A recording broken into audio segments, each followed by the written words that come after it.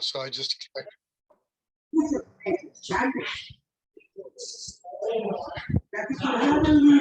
Okay, good morning and welcome to the 8th meeting of Leadership Speak. This is a great club for anybody who wants to get better at being a leader while they're getting better at being a communicator. And you're here and welcome to it. We have a few guests this morning and I'm just looking around. I'll start off with David and ask you if you can just say a brief hello and tell us why you're here.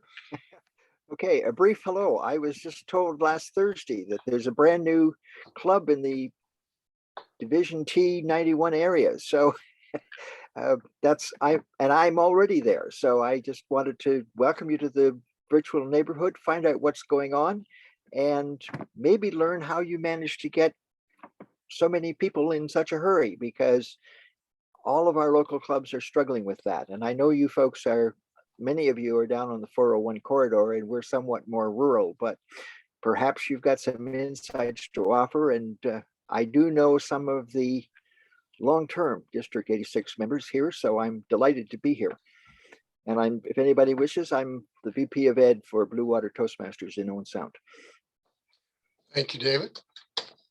Our secret, of course, is that we are a global club. We have members from India, Africa, Spain.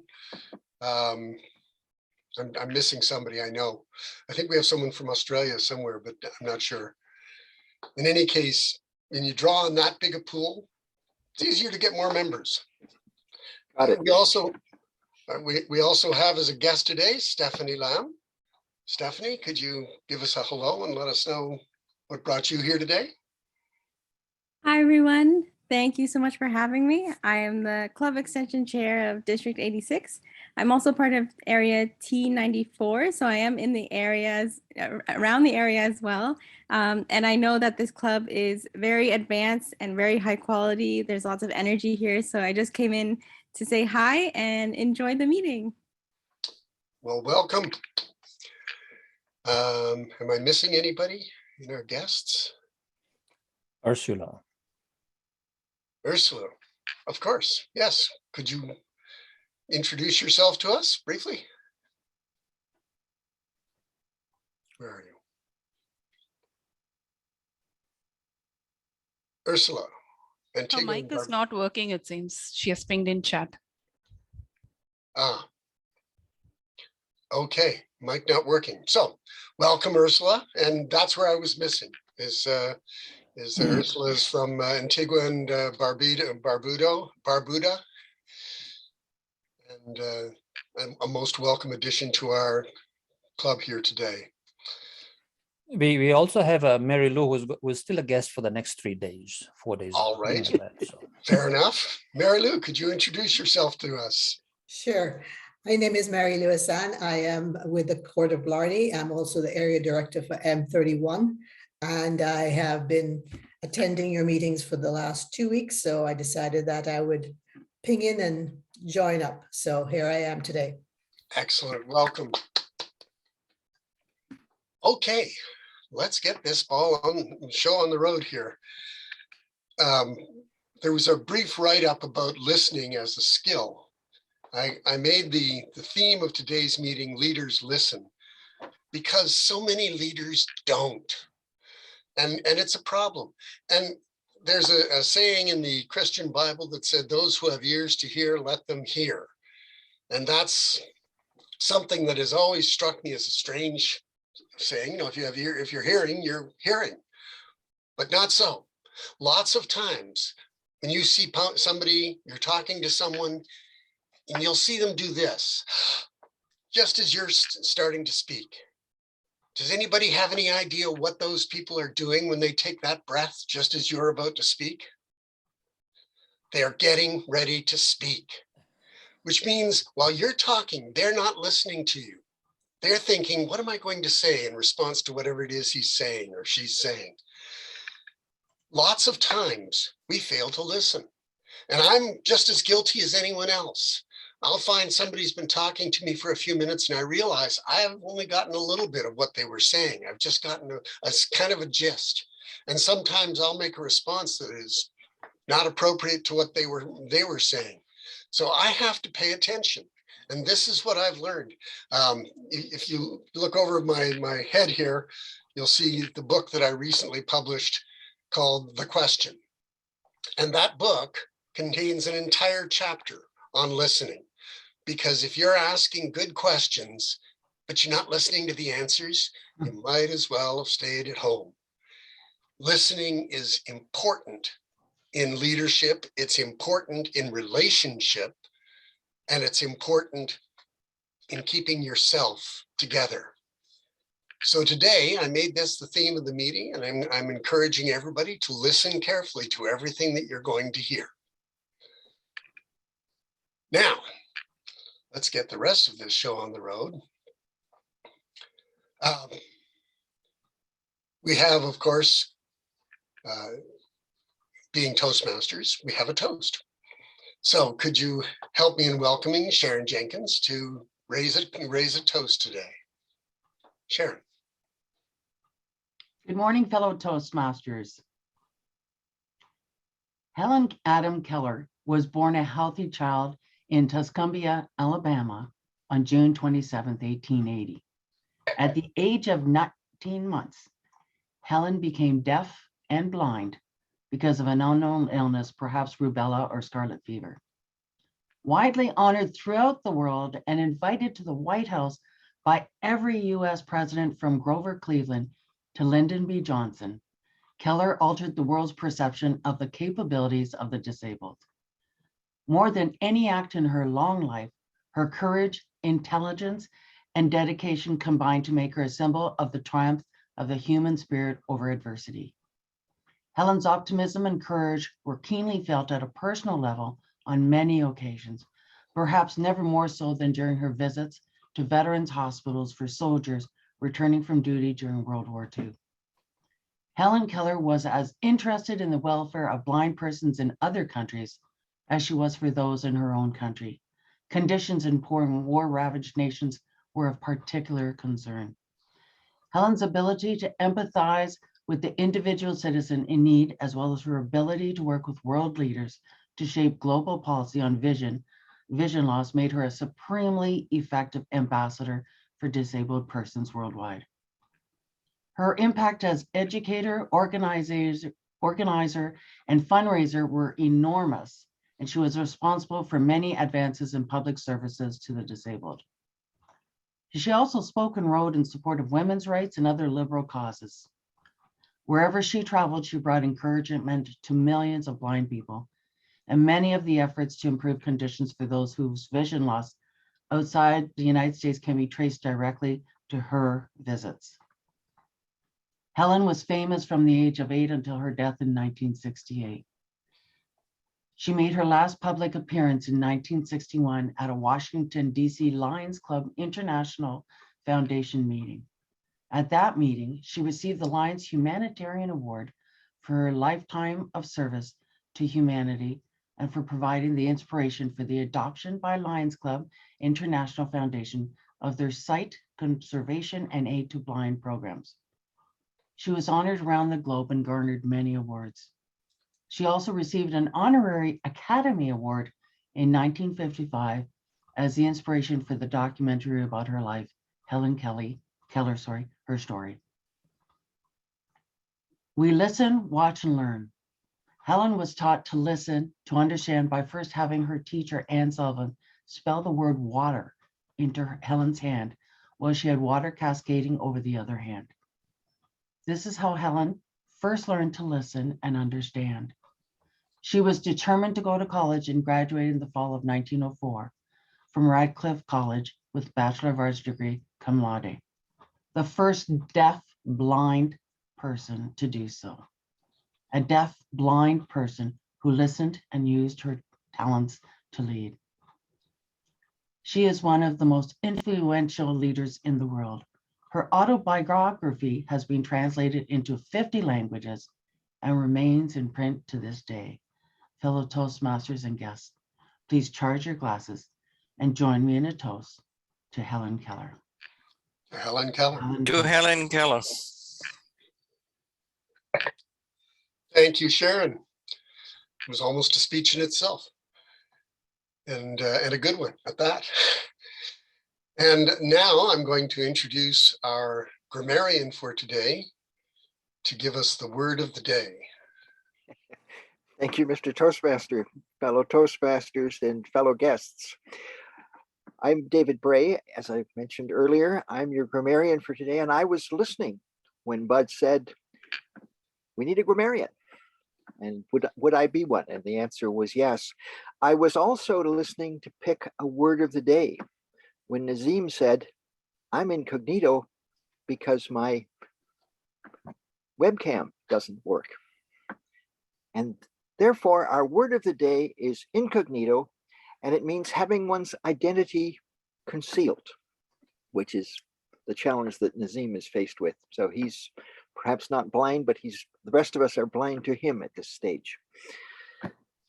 The other thing that I'm supposed to do in addition to the word of the day, and by the way, since there are, I believe, 18 of us here, let's go for use it 12 times.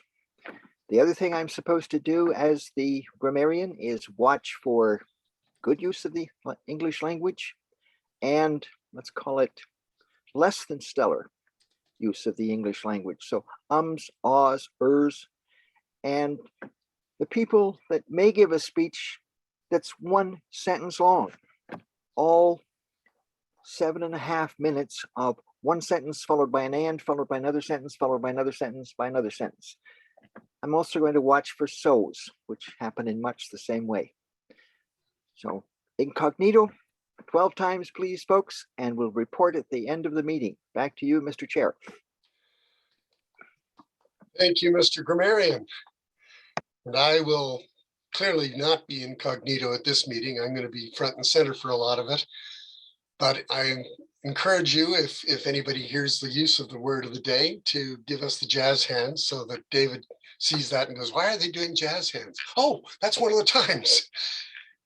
I also am going to ask our timer at this point to share with the group the role of the timer and tell us what you're up to today. I am up to staying incognito as much as I possibly can. I can't be trusted, so I have to be incognito at all times to protect myself and my family. So my job is easy. I'm going to time the various sections of the presentation with lights, green, yellow, red. By the time you see red, wrap it up, move along. And it's simple and straightforward as that. Now for grannies, I'm going to be showing lights twice because it's sort of a two-part presentation. So don't think she's going way over. Back to you. Thank you, Ron. All right. Now we're going to move on to the a speaking portion of the meeting. And yes, there we go. For our first speaking opportunity, we have a portion of our meeting that takes place every week. It is something to help us to grow as leaders. And today will be no exception. The speech is actually, as I told Granny when she was setting up to do this speech, good Toastmasters don't allow friends to give non-manual speeches.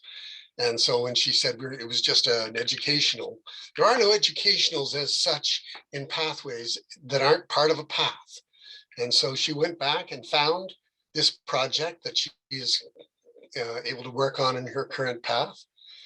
It is strategic relationships.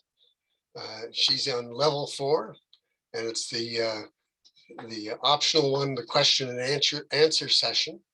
So she is to deliver a speech on a topic of which she is particularly knowledgeable and conduct an effective question and answer session afterwards.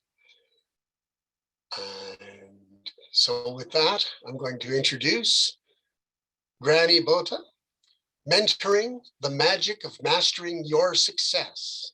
Mentoring the Magic of Mastering Your Success, Granny Bota.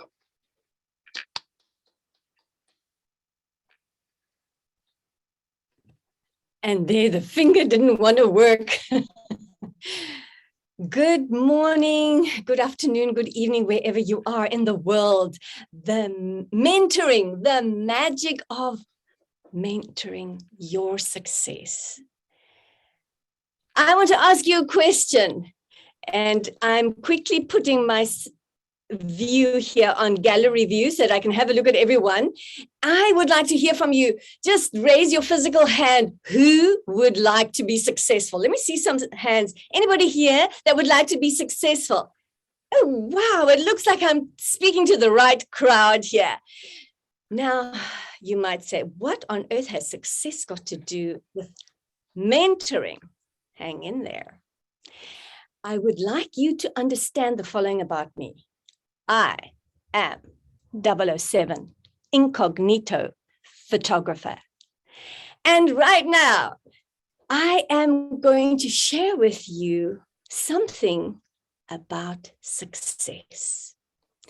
First of all, I would like to start with some statistics. Now, I chose today not to do a presentation and use any electronics or apps or anything like that, because I am, and that's what I love about Toastmasters. We are given these opportunities to explore and experiment. And so today I'm experimenting, giving you a handout just before we sign off for this meeting. And it will have the notes of which I spoke. And the statistics will be there too for your enjoyment. Or if you're not bored about statistics, just glance over them. Right, statistics. Are you aware of the fact that 71% of Fortune 500 companies have mentoring programs? And now you might be from a part of the world that you might say, what are Fortune 500 companies? Well, they're only the top most successful companies around the US. So that is an example of success. 71% of them have mentoring programs. I guess if we would like to be success, we might include a mentoring program. Of those with a mentor, 97% say they are valuable. They gained huge value from their mentoring program. Now, here's the thing. Take note of what I'm sharing with you now. The companies that are successful, 71% of them have a mentoring program, but professionals, only 37% have a mentor. Makes you think, doesn't it? Well, then if we go down the statistics again, 89% of those who have been mentored will also go on to mentor others because they gained the value. 97% of individuals with a mentor feel they are highly impactful and valuable. Hey, that does something. It makes you feel highly impactful and valuable. I guess if I was to ask who would like to be valuable, there would be a few hands as well. And I'm almost at the end of the statistics, but I find the statistics are always for me like a little bit of a support on, am I going down the right road? Is it worth going down this road? Mentees are 5 times more likely to be promoted than those without a mentor. Mentors are 6 times more likely to be promoted compared to their co-workers. So it works both ways, whether you are mentoring or being mentored, it works both ways. End of statistics. For those that hate statistics, you can say, yay! Don't be incognito about that. Splash it out. There you go. I love it. Now, let's have a look at Toastmasters and your success. Yes, Toastmasters has a mentoring program. Yay! But I am very sad to say, I have been a Toastmaster since 2001. And one-on-one mentoring have I pursued so many times to a detrimental failure? Is there anyone that can relate to those kind of failures? Am I the only one? Oh, there's a hand. Okay, a relatable. Thank you. There are more of you. Right. So what do we do if we see that mentoring brings success and we've got a mentoring program, but can I say it sucks if it delivers those kind of results? Well, I want to begin by saying, did you know Toastmasters doesn't work?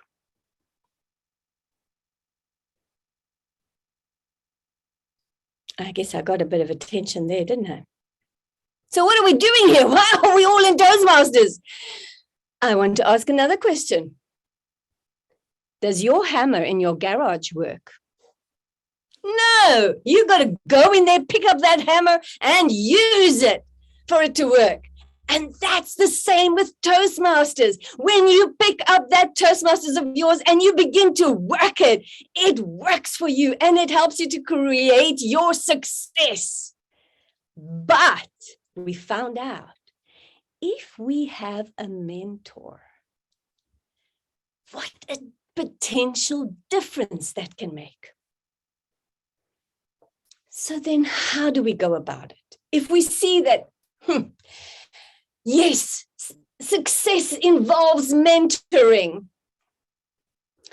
And we see there is a mentoring program, but it doesn't seem to be doing its thing. What do we do? Well, let's have a look at mentoring before I give you the magic. I want to begin by saying, do you realize that a mentor is someone that actually just shares their knowledge or their skills or their experience to help another and to develop their growth? For me, whenever I'm busy with mentoring and coaching, I've got to make these little pictures and things to make things work for me. So I always make it with mentor is the master. In other words, the mentor knows, and they are transferring their knowledge, skills, etc., onto whoever is there. The mentoring agenda is set normally by the mentee prodigy. Prodigy, if you're from Africa, you don't believe how that word is pronounced. That's the reason why in Africa, they probably use the word mentee much easier. However, I continue.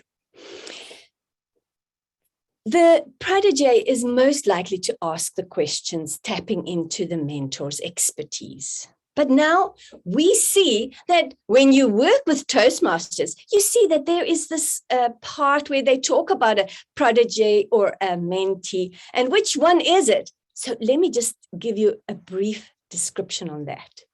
It is just so much easier to talk of a mentor and a mentee. But when you dig around a little bit, there is a little bit of a status attached to it, whereas a mentee is looked upon as somebody that urgently needs help because it's a boat sinking, whereas a prodigy, because you look at the mentee, the past is destructive, so they need help, whereas the prodigy or protege, you look at their future and you are helping them into their future. And I guess that's why Toastmasters calls them that. Now, what is that got to do with us here at Leadership Speak? At Leadership Speak, we've had a look at how can we go about doing that, had some discussions and found there is a proven way that has had good results. And that is to meet in mentorship groups of about 5 people. And that's what we're going to be launching at Leadership Speak, our mentor groups of about 5 people. The only question now is, do we do it according to the potential needs that you have or to the time zones? So in order to clarify that, I have put together a questionnaire and I'll be putting a link out for you that I'd like you after the meeting to jump on and give us an indication so that we can finalize all of that. And with that, I trust that you look forward to a mentoring journey, to be a protege or a mentor. And now it's a wonderful time for me to cross over into the question and answer session. And I would like to open the floor to anyone that would like to ask some questions relating to that. And I can, while you are just processing on that and trying to find out what you would like to ask, let me give you a quick recap. This is about mentoring for your success. And we would like to find out, how can we put this together best for you? There are hands. Bram, I saw yours was first. Please unmute yourself and ask your question. Yes, this is a self-directed club, advanced Toastmasters. Do advanced Toastmasters who are self-directed need mentors? It's rhetorical, of course, question. That is a great question, because we have to think about it. If I'm self-directed, I should just get out there and do it. But if I get out there and do it, I could be burning my fingers. But if I have people around me that I can glean from, I can get out there and do it well. Sandy, you're next. Hi, my question is, I've been a Toastmaster for almost 20 years too. And why does the mentoring program, I don't know, I don't want to use the S word, but why do they not work? I do believe it's because there are so many times nobody really knows who's supposed to lead it, although Toastmasters give us the guideline as to who should be leading the process. But I don't think relationships have formed well enough. But when one is in a group environment, people love to belong to a group.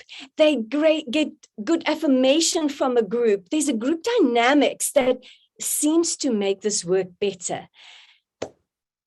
Thank you. Vinod, is that correct? Yeah, Granny. Hi. You spoke a lot about statistics. So I would like to question you about statistics, that how much percentage of members are completing Pathways Mentor program right now? It can be in your district or it can be in your entire Toastmasters, the entire Pathways mentoring program.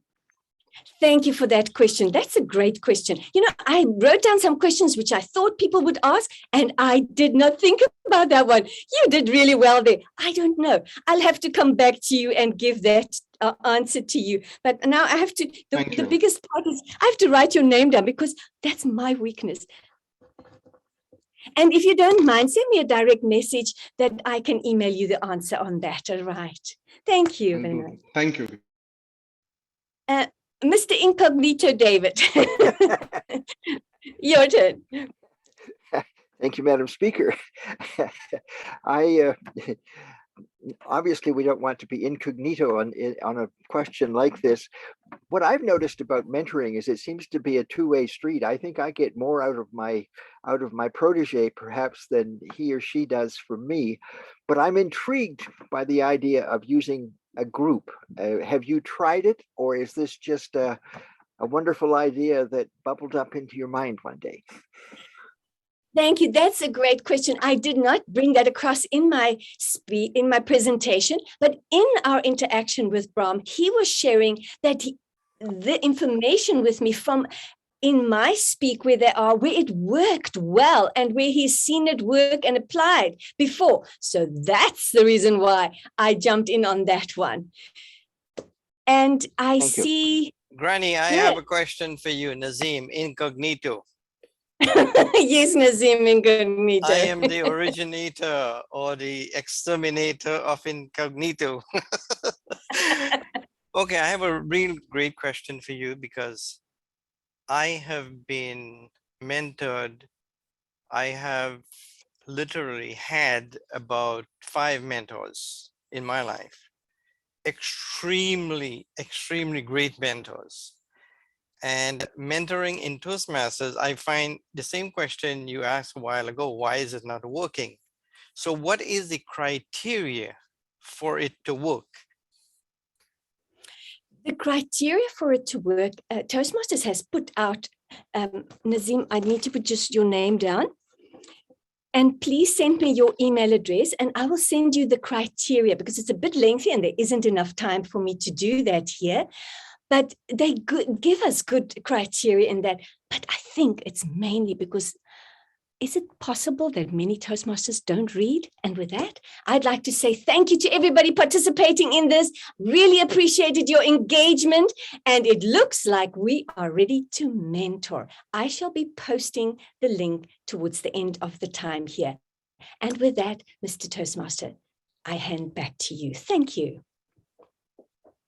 Thank you very much, Granny Botha. As far as I'm concerned, this is one of the keys to Toastmaster success is a strong mentoring program. And it sounds to me like we're going to have one in this club. And that's just great news. I'm going to move right on to, actually, I'm going to give people a minute to jot down any notes that they wish to share with Granny about her speech, about her presentation, and observations, things she does well, things that might make it even more powerful.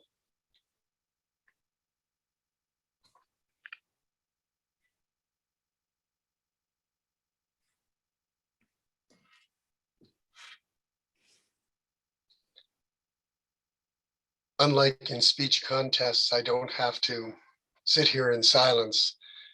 That is the hardest. Has anybody here chaired a speech contest? Yeah, I'm seeing hands around the screen. The thing about speech contests, if you're chairing them, if you're running them, is that horrible minute between speeches when you're giving the judges a chance to do what they want to do or what they have to do. Okay, we'll move on now. Our next speaker is Dinesh Sharma, and I'm going to ask Dinesh's evaluator, Jayapriya Muthkumar, and I apologize if I've massacred your name. You are right. Jayapriya, could you give us an idea of what Dinesh's speech project is? Sure. Good evening, friends and fellow Toastmasters. Today, Toastmaster Dinesh is doing his level 1 project 1 from Engaging Humor Path. He's delivering his icebreaker speech. The purpose of this project is to introduce yourself to the club and learn the basic structure of public speaking. Your speech may be humorous, informational, or any other style that appeals to you. Over to you, Toastmaster of the Day. Thank you very much. You helped me in welcoming. Oh, sorry, bit of a technical goof there. Could you help me in welcoming Dinesh Sharma? Getting to know me, Dinesh Sharma.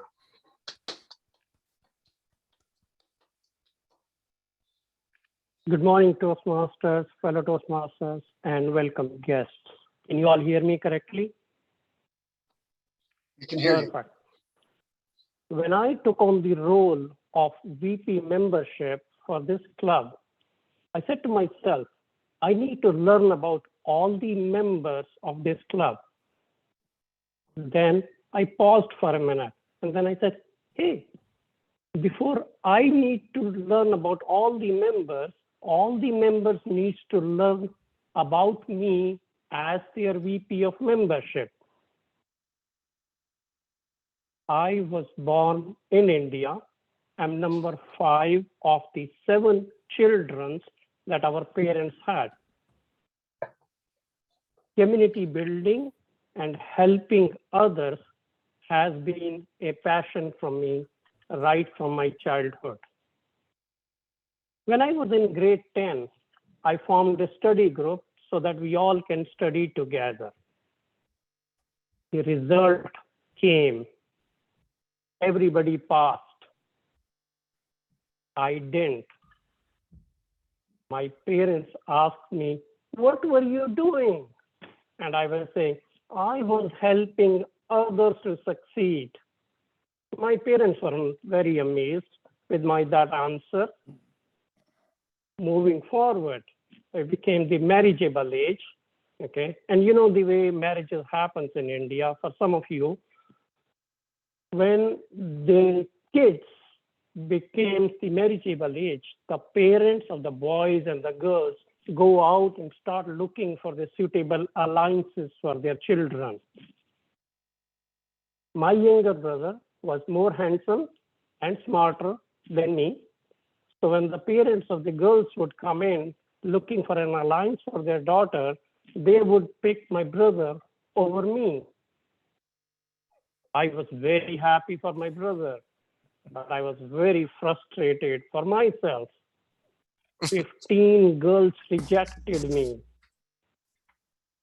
I became egoistic. That how can 15 girls reject me? I'm handsome, I'm smarter. So then an alliance came, and without even meeting the girl, I said, I'm going to reject her. I'm not going to marry her. My parents asked me, why? And I said, well, if 15 girls can reject me, at least I should be able to reject one girl too, right?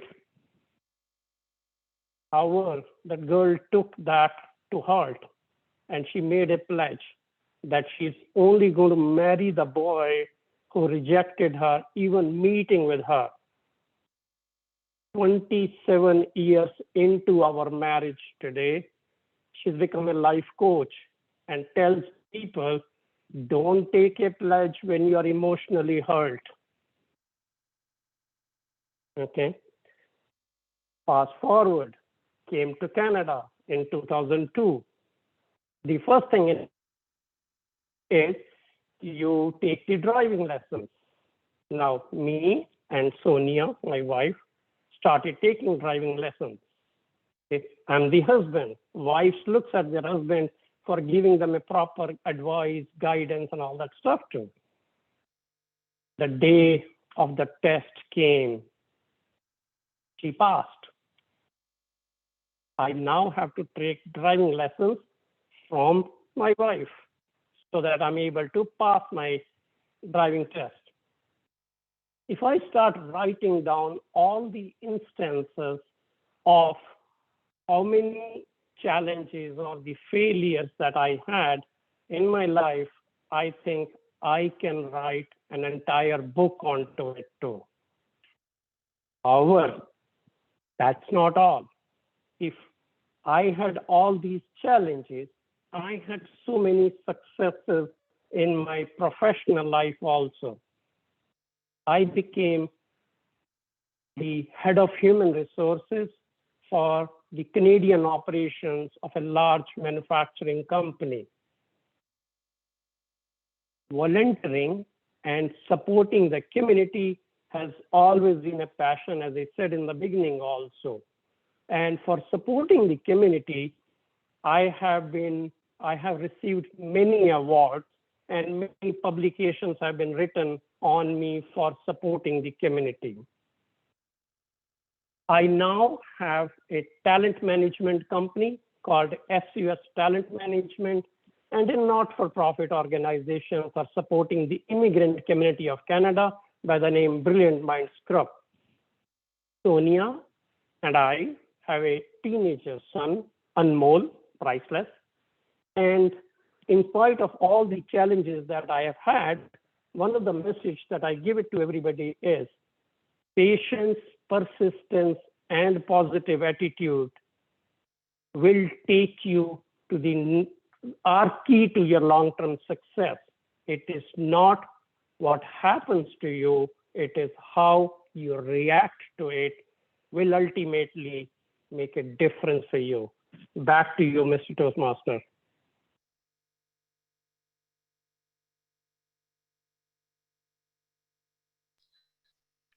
Thank you, Dinesh. I'm going to allow a minute for people to make some notes.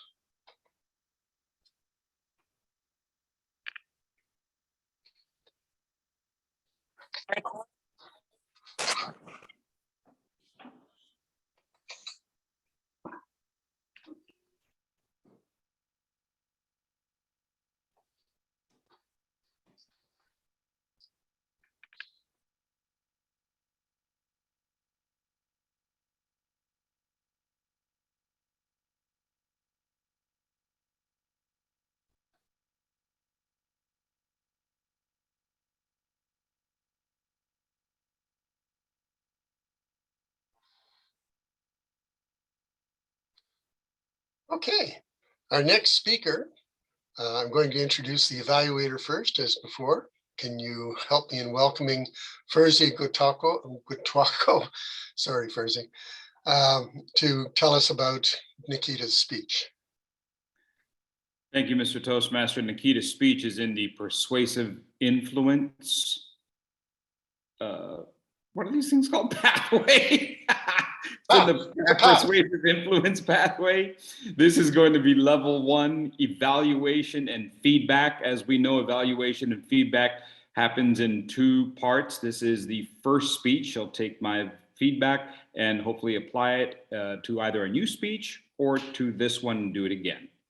I'm thrilled to be her best audience member tonight. Thank you.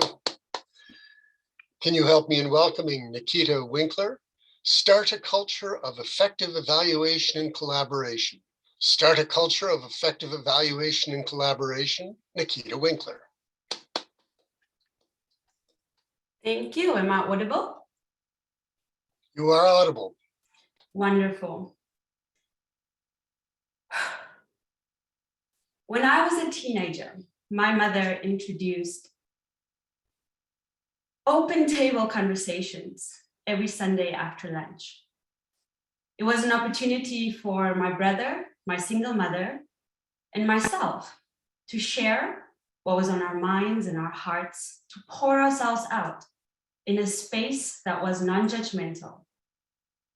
I think it was my mother's way of evaluating her teenagers, for her to understand how she can better support us as we were growing in our individual lives. Fellow Toastmasters, evaluations are important, not just at Toastmasters, but in every other space that we occupy. I believe at some point of our lives, every one of us have answered a survey or have left a review of a business on Google, and we don't get rewarded for it.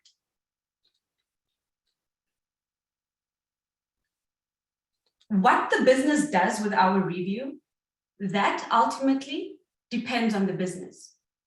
That is where the evaluator's input ends.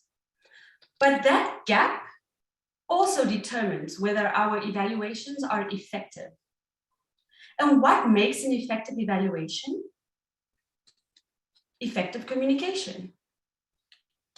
Well, in my life, I wasn't always an effective communicator. In fact, it cost me a lot in my business as a dance studio owner. I lost a lot of students and clients and even staff members. But I also learned how to create a process for evaluations that were effective. And this process included observations, reflections, reframing mistakes, and involving an entire community into collaborating towards one person's excellence.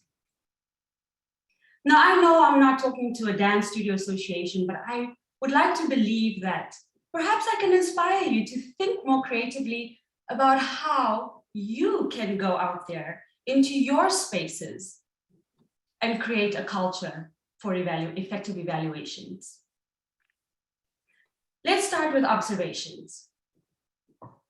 I used my improvisational experimental dance classes as a tool to help develop deep listening and observation skills within my students. I would assign an improvisational task, and we would all engage in it, engaging in the task a few times to get the ball rolling. And then I would split the groups between movers and observers, and I would switch them. At the end, I create an open floor for conversation, a space where we can share our experiences. I would ask questions like, what caught your attention? What did you like and not like? What worked for you? What didn't work for you? And always with a why. What thought processes were initiated during this process? And the whys helped us to dive a little deeper. This process was really for our students to start the conversation, to feel like they can share anything and everything without being right or wrong and without being judged. Then reflections. I introduced reflections subliminally in a process of peer-to-peer evaluations. During a dance assignment, one individual will present and the rest of the class are evaluators, including the teacher, being the overall evaluator. As each student gives their evaluation of the performance, the teacher is there to help correct the language so that students can learn to effectively use language during their evaluations. But this process is also very critical for the teacher to realize how much of the information students are retaining and how much they understand. And subliminally, they can, this reflection, this evaluation of the other reflects back to them. Then mistakes, reframing mistakes. While not everybody has a good relationship with mistakes, many kids feel that they are failing when they're making mistakes. And because mistakes for me, I love making mistakes. It is for me a window of opportunity.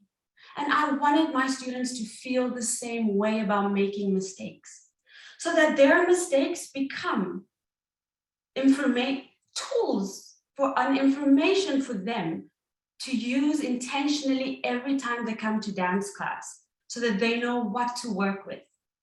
But this was most difficult to achieve because I really had to reframe the meaning of mistakes. And ultimately, collaboration.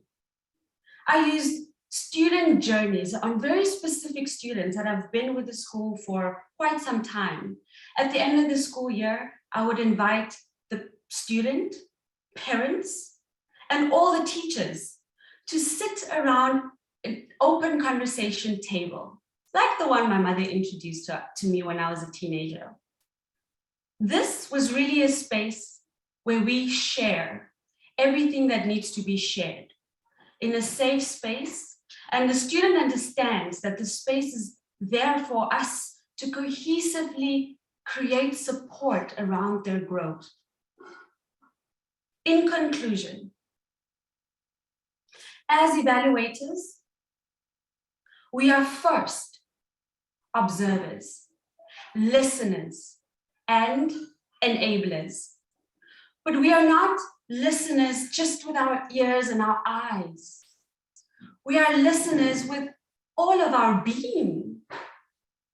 We are listening with care, and we are listening and enabling a space for our children, for our community members to grow. Thank you.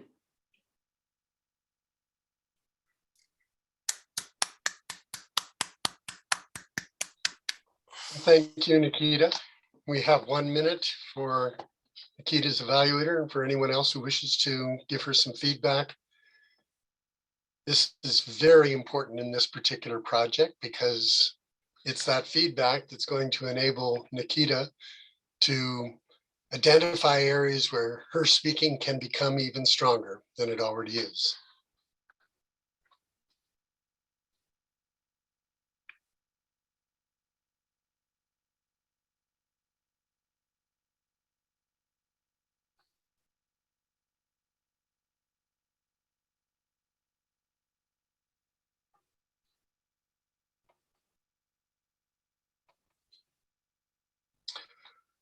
Okay. Move on to our next speaker. And the evaluator for our next speaker is one of our guests for the moment, for a couple of days anyway. Can you help me welcoming Mary Lou Hassan? Thank you, Mr. Toastmaster. My speech evaluation is for Brown today, and it will be on vocal variety. So the purpose of this project is for the member to practice using vocal variety to enhance his speech. Thank you. And thank you, Mary Lou. Can you help me in welcoming Ram Memon? Don't you dare be busy. Don't you dare be busy, Brahm Memon.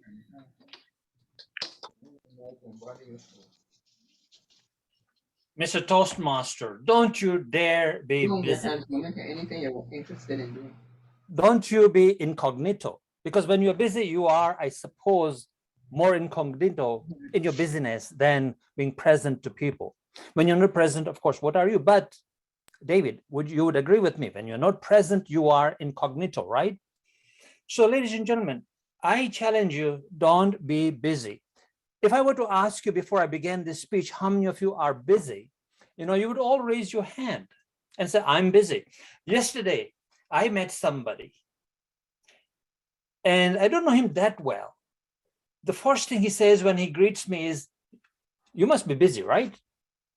And you know, that is so true, right? When we meet people, that's our first conversation, or that's our first assumption, or that's always present somewhere in our mind that he's busy, she's busy, I'm busy, we're all busy. And the conversation is always about being busy. When people gather around the water cooler, or when they gather around the virtual water cooler as now, what do they talk about is, hey, John, how are you doing? And John says, I'm very busy. I've got so many projects to do and so on and so forth. You know, don't talk to me. I'm off. And so here's the thing. You know, we meet people are in the street anywhere, and that busyness is always there. That veil of busyness that we talk through is always present. And it's worn like a badge of honor. You know, I'm busy. You know, this is my badge of honor. And this badge of honor gives me what?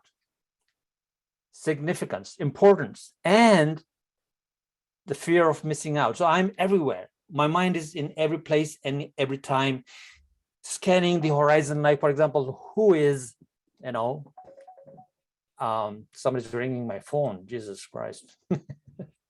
So I'll have to just switch that off because it comes on my computer as well. So when we have this fear of missing out, and we think it is that we are very, very important, then of course we're always going to say, are you busy? I'm busy, you know, and we talk through this veil of being busy. And that's what really creates a barrier between real connection between human beings, because we're always talking through something different than being present to each other. Let me tell you a story. You know, I work in large organizations with CEOs and so on, and coach a lot of people around. And one of the things that that I remember very well when I talk to CEOs, now, you know, a CEO is always very busy. You would agree that it's busy. We are busy. Yes, sure, we are all busy, but our plates are full. However, when I meet a CEO, you know, in the hallways, when I'm in organizations, and if I happen to meet them and I say, hi, John, how are you doing? Well, what does John say? He won't ever say, I'm busy. Never. What will he say? He starts to share about the project he's working on, what's really going on, how his day is unfolding, what's really happening, things like that, so that he connects with me and I connect with him. There's a sharing going on rather than talking through a veil of being busy. Successful people, high performers are never busy. The plates are full, but they're never busy to say hello, to really connect with you. And that is very, very important to understand. You know, it could be a Friday afternoon and I say, John, how are you doing? And he will stop by and share himself. Maybe it's because it's Friday afternoon, he'll share about what he's doing this weekend with his family, where he's going away, what he's doing with his family, right? Maybe he's having a barbecue, or they're going camping, or whatever it is, and whatever he's doing with his kids or grandkids, whatever is happening, he'll share a little bit of that, so that I get more familiar with who John is and we become two human beings connected. So don't you dare tell me that you're busy next time I meet you, or don't you dare talk to me through that veil of being busy. don't you dare be busy. It's very, very important to connect. See, be less busy and more focused. To be self-aware, you need self-reflection. Self-reflection is very, very important in getting to know yourself and become aware. It is the ability to ingrain within yourself and internalize things that you are learning. It is only during being less busy and being quiet or studying something. For example, we are at Toastmasters, right? And you don't want to be incognito with people around you. So what do is you have to connect with people. When you have a project and a speech to do, what do? You have to plan, prepare, practice, rather than become incognito, all right? You have to plan, prepare, and practice before you come and deliver. So planning, preparing, and practicing, what does it need? It needs time for yourself rather than running around being busy. So don't be busy. Don't you dare be busy all the time running around doing things and your mind is in so many different directions. When you're focused, when you're in self-reflection and the self-awareness, that is when you learn the most. And hence, what you do when you do that is that you become a better leader, you become a better manager at what you're doing. You are able to plan, practice, and prepare, and then present yourself. And so your ideas become very much more coherent. They're congruent and consistent with how you brand yourself. It is therefore very, very important for human beings to be less busy.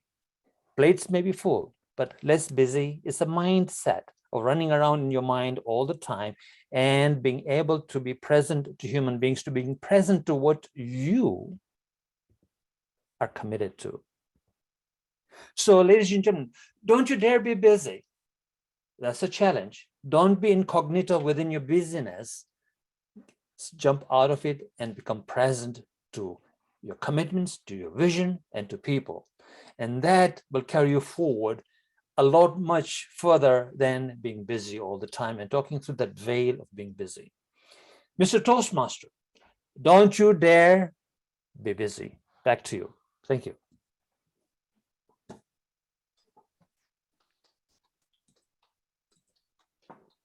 Thank you, Brahm.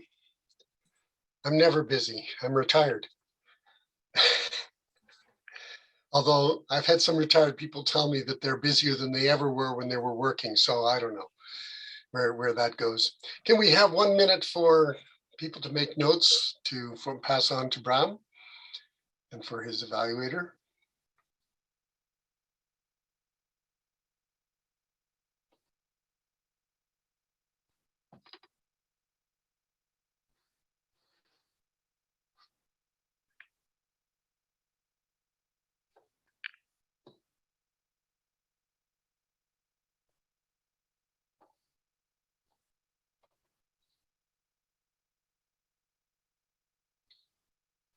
Okay.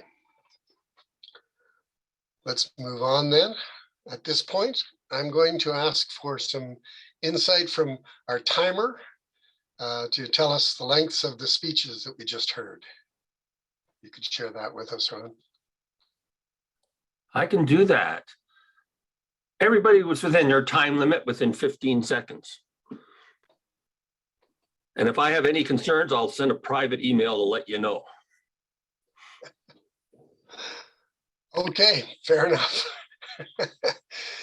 And I appreciate the brevity because our agenda says that by 10:30, we're going to be starting our break. So we're moving on to the break.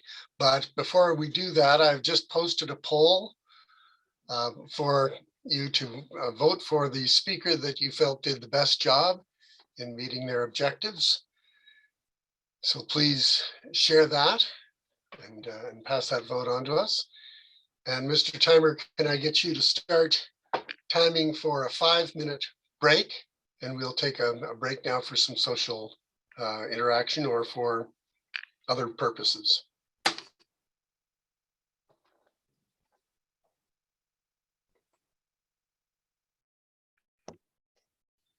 Bud, can I ask a couple of quick questions? I presume sure you're can. Okay, I'm assuming that you're an advanced club. Is there anything other than some amazing speeches that I've heard today? What is there something unique about how you do being an advanced club, evaluations, etc.? I can give a brief answer to that, and then I'm going to turn it over to Bram, who founded the club and had the idea for how the club should form, and he can probably give an even better answer. To me, in this advanced club, the reason I joined it in the first place, David, is because of the second part of or the third part of the meeting. You know, meetings are divided into three parts: the prepared speeches, impromptu speaking, and then evaluation. And that third part, to me, was what caused me to join. I watched the quality of the evaluations, and I went, okay, this is good. So that's my reason. Bram, can you give David perhaps a better answer? Sure, I can. So, you heard Granny B speak, and it was all to do with mentorship. Today, it was about mentorship. And that segment, that education segment, is called leadership. It's not called the speaker. If you look at the agenda. And so this is the part of education where we talk about leadership and how we can become better leaders in Toastmasters as well as outside. It is not only about leadership, it could be about communication as well, and how to really improve our communication. So that segment of 10 to 15 minutes is always there about education, about how to improve ourselves. Then the second part is, of course, the evaluations at the level they are. And the third part is the general evaluator then evaluates the evaluators and makes how the evaluators can improve. And the general evaluator usually has 7 minutes rather than the normal 3-minute report at the end. They have a 7-minute report. So it's a longer report. Thank you. Thank you. Does that help you out, David? Yes, I've been visiting various advanced clubs, and so I was A, shocked to find out there was a brand new club, and B, that it was an advanced one. So, and as I say, and now of course as I say, I see some familiar faces. So I'm delighted I found this morning to be here. Well, thank you for coming today. The other thing, if I may, for David here, if I very quickly may say that, is that we also make sure that everyone in this club, and here's a vision right above me, if you can read it, David, is that everyone needs to be self-directed. And we sort of train everyone to become self-directed. In a community club or in a club that is not advanced, a lot of time is spent chasing members on whether they can be on the agenda, whether they will attend.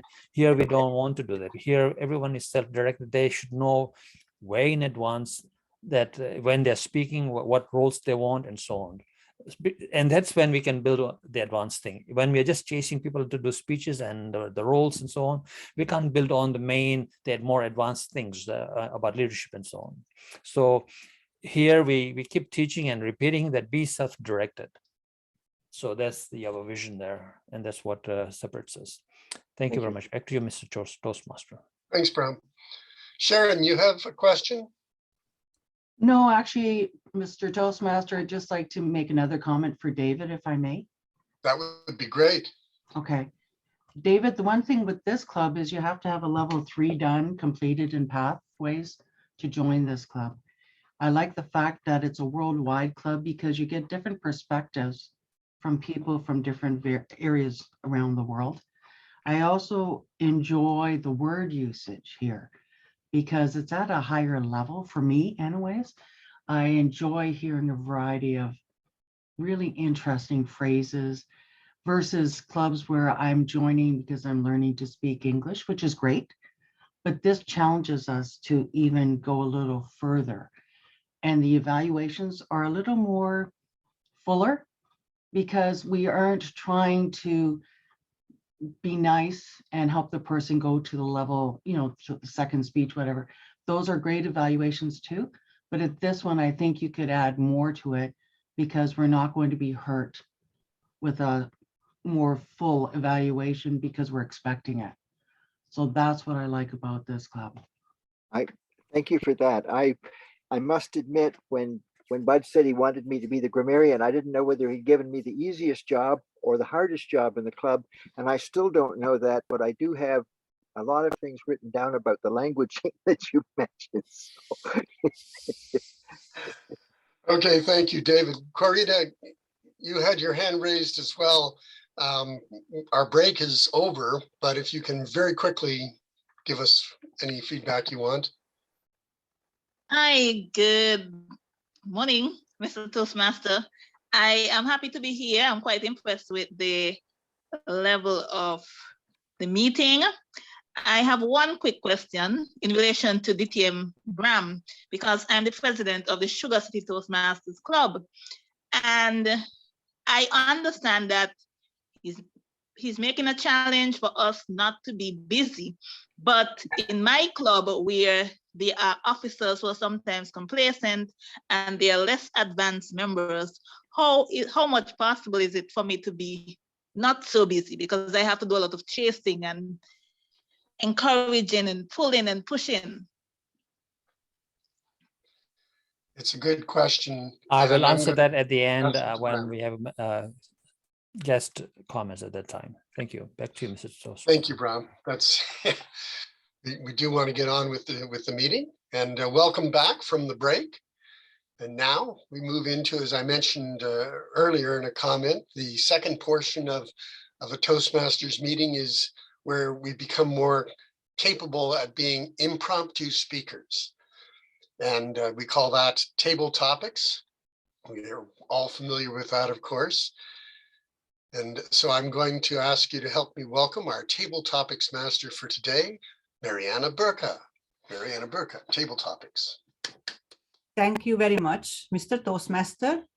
And yes, I was planning to incognito today in this meeting. I didn't sign up for any roles, but yesterday I got an email that, could you please be a table topics master? And of course I would, because most of all, I am a Toastmaster. And when I'm called for a role, I'm here. And today I made some cards, and they are numbered from 1 to 10. And whoever speaks can pick a number. And the other side of the card, I have quotes from famous athletes.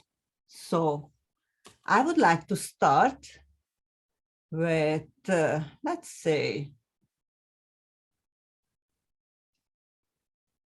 our incognito person. David, would you like to pick a number first? Thank you, Madam Table Topics. I will pick number 5. Number 5 is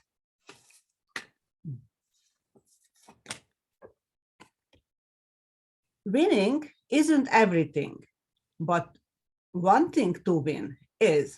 And Vince Lombardi said that. So winning isn't everything, but wanting to win is. So what's your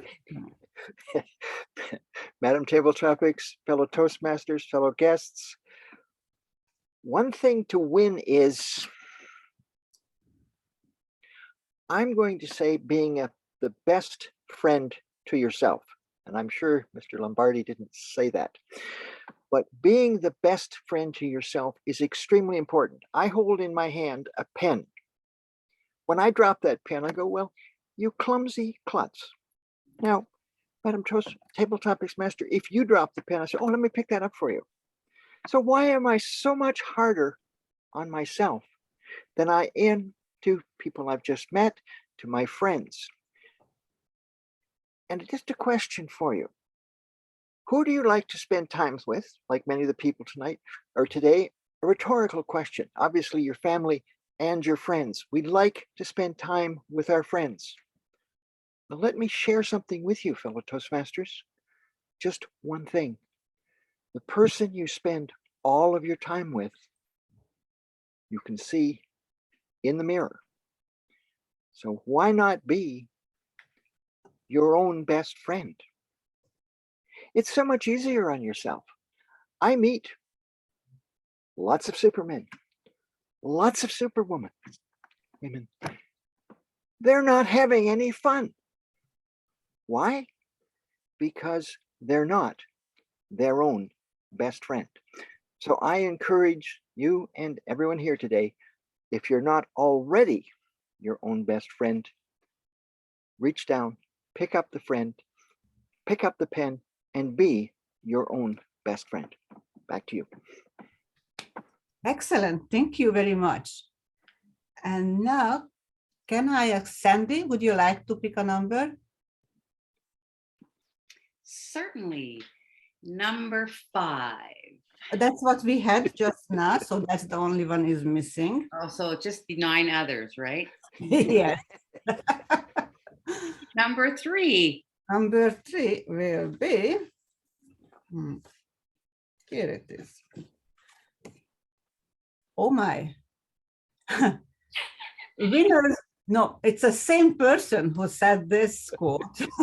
Winners never quit and quitters never win. So winners never quit and quitters never win. Thank you very much.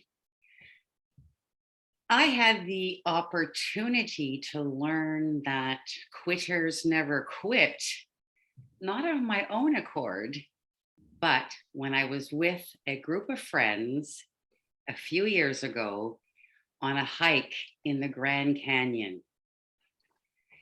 There were 5 of us who went, one only person that I know, and she is like a sister to me. She's may as well be a professional guide.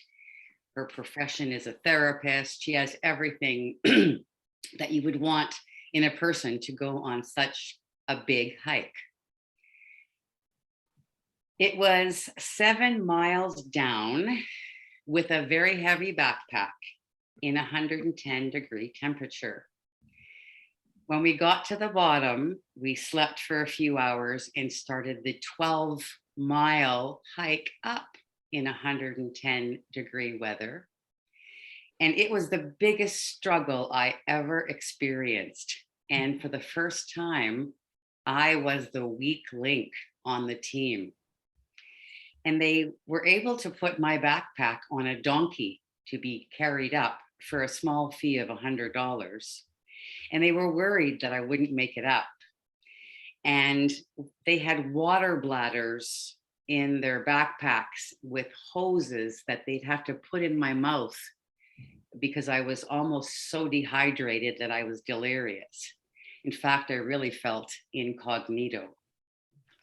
But when I got to the top, it was only then that they told me that they weren't sure if I would make it out either. And what they hadn't ever told me was that if for any reason, while hiking the Grand Canyon, if you can't make it out, heart attack, change of mind, quitting, the fee for being hauled out of the canyon is $10,000. I made it. I didn't quit. Quitters never quit. But it wasn't of my accord, but I'm happy to share it with you today. Thank you very much, Sandy. And next, I would like to ask Nazim if he would like to pick a number. Certainly. Number 9. Number 9 is, it's hard to beat a person who never gives up. And Babe Ruth said that. It's hard to beat a person who never gives up. It's hard to never beat a person. It's hard to beat a person who never gives up. Yes. Absolutely, I agree with that 110%. Madam Toastmasters, fellow Toastmasters, and most welcome guests, including our executive members. A typical example of that is, I remember coaching a team of soccer players, including my son, in 1987. And we had a team of young men, and the opposing team had 11 players who were so rigorous, so big, so huge. It was intimidating. And we played and we played and we played halftime. And the second half came, nobody scored a goal. And the very last minute or so, we had one huge guy from the opposing side close to scoring a goal for his team. But then there was this little guy called Wayne. He was so determined, so intense, that he took the ball from that guy, the opposing guy, and skated right between his legs because he was so huge and humongous. And we couldn't believe it. And that Wayne little guy just ran straight through and scored the winning goal. And that year we won for the entire community. It was so inspiring and so majestic that we couldn't even believe this little guy, insignificant guy, just making this splash, that 1 minute splash or 2 minute splash that he had in life. Unfortunately, he passed away just a couple of years ago. Thank you, Madam Table Topics Master. Thank you very much, Nazem. And now I would like to ask Wes, would you like to pick a number?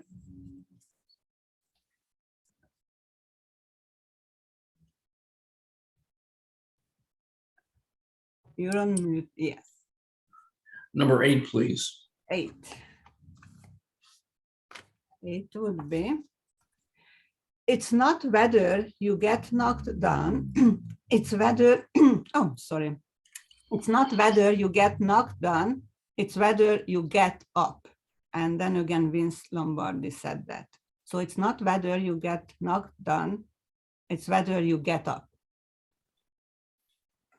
Madam Topics Master.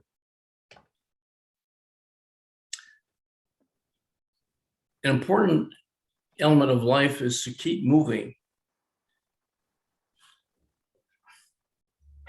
Whatever you do, it's important to get up. You have to get up and get going. You might have a list of things to do throughout the day, but you'll never get anything done unless you get up and get moving, get trying. Sometimes I get into a situation where I'm a bit overwhelmed, but that's natural. But the point is, it's like looking at being under sea and looking at a school of fish. You don't know which fish you concentrate on. But the point is, you have to simply choose something, anything, and just see it through its completion. Then pick another situation and see that another thing to do and see that through its completion. It's really important to exercise your will, because exercising your will develops the capability of getting things done and moving forward in any task that one chooses to do in life. So it's important to get up, get moving, and proceed in a positive direction. I'm Topics Master. Thank you. Thank you very much, Wes. And we have a guest, Yvonne. Yvonne, can you come be a part? Would you like to be a part of our topics today?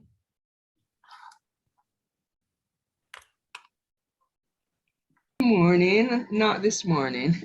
All right. Maybe next time. Thank you very much. You're welcome. Is there anyone who would like to volunteer? Yes, Percy. Yeah, if that's okay. Number 1. Okay, number 1. I never worry about the problem. I worry about the solution. And Shaquille O'Neal said that. So I never worry about the problem. I worry about the solution. Thank you, Madam Table Topics Master. You have just validated what I've been telling my mother-in-law for so long.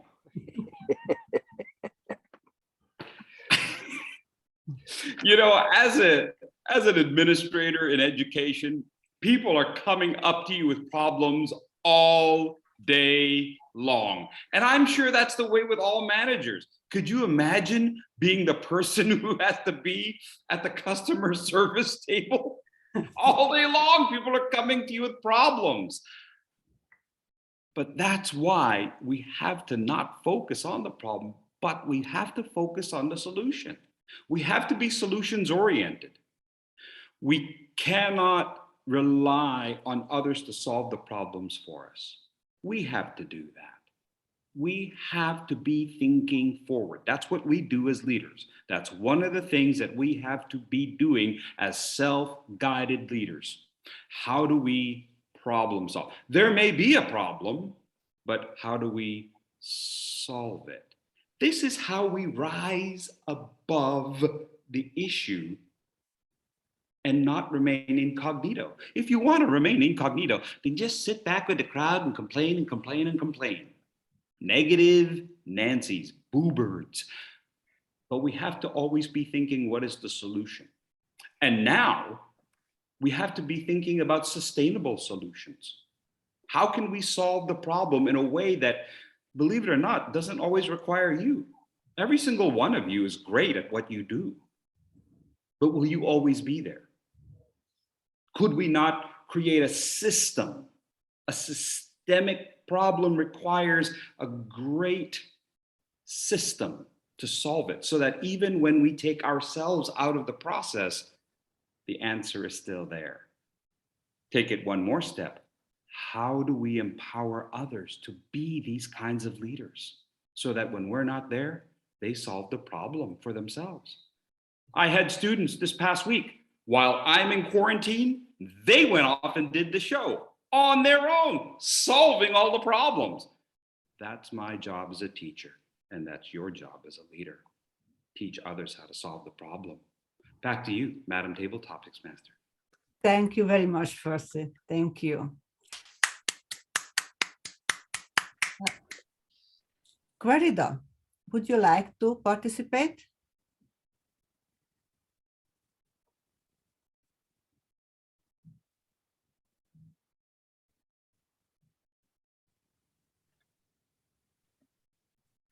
Querida? Okay. Anybody else, would you like to volunteer? Yes, Hello? yes, would you like to participate in table topics? Oh, sure, go ahead. Okay, so you know, there are numbers, you can pick one. I will choose number 7. All right. Number 7. I have failed over and over again in my life, and that is why I succeed. And Michael Jordan said that. So I have failed over and over again in my life, and that is why I succeed.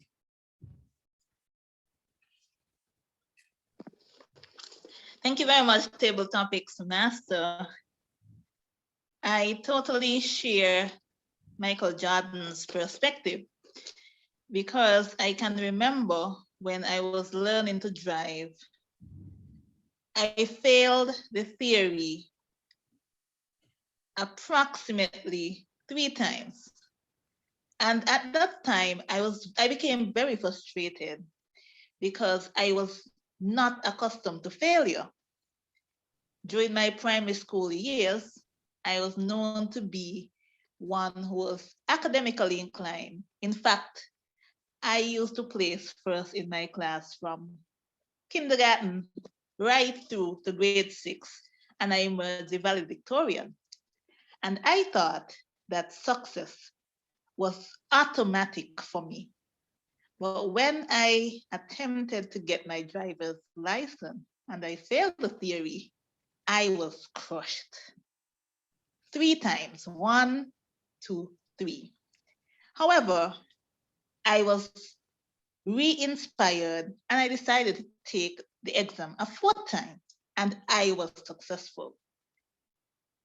Additionally, when I took the road exam, I also failed 1 time, 2 times. The 3rd time I was successful.